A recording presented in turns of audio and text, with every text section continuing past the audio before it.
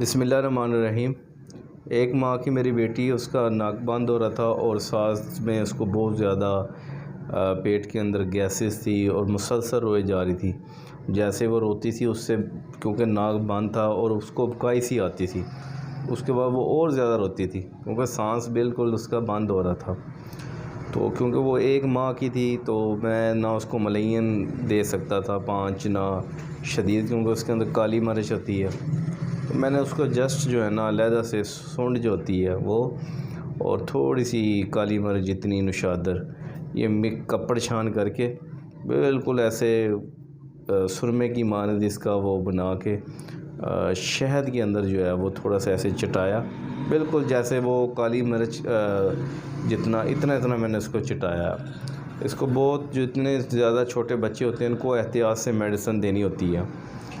تو جب وہ چاٹ لی اس کے بعد پھر تھوڑی سی دی، تو اس سے کیا ہوا کہ وہی بلغم جو ہے رطوبات پتلا ہونا شروع ہو گئی۔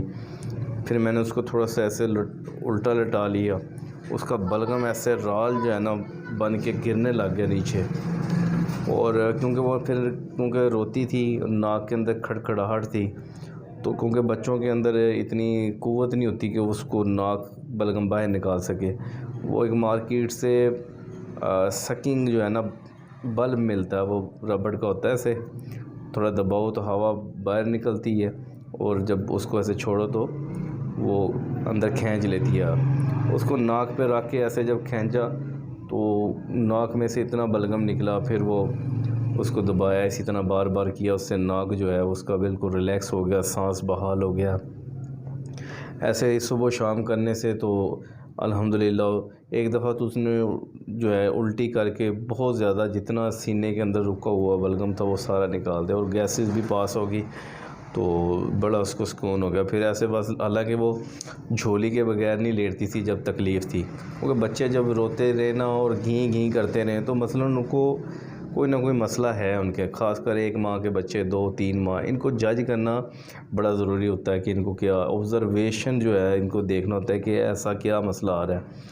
تو جیسے اس کا سانس بحال ہوا ہے، گیسز وغیرہ پاس ہوئی، جیسے میں نے بیڈ کے اوپر لٹایا، کوئی جھولا نہیں ہلایا، کچھ نہیں، آرام سے سو گئی۔ تو یہ الحمدللہ ایک جو ہے نا بچی کو بڑا اس سے افاقہ ہوا، میں نے سوچا آپ سے بھی شیئر کروں۔ دعاؤں کی اپیل ہے، نیکسٹ ویڈیو میں ملیں گے، اللہ حافظ۔